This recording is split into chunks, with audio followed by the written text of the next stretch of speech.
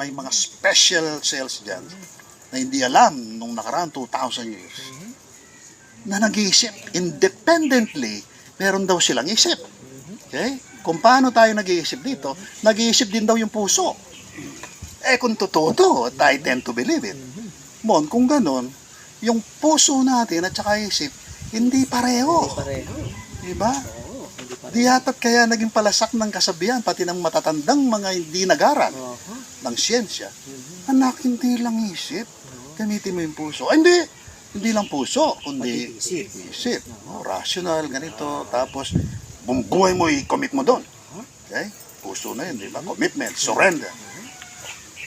Spirit, panlangit yan. Yung isip, pang paraiso, pang lupa, pang daigdig. Yung puso, pang langit. Yung puso na panlangit, pang church. Sino yung church? Sila o kayo? Tayo. Yun, Israelita o kayo? Tayo. Yan.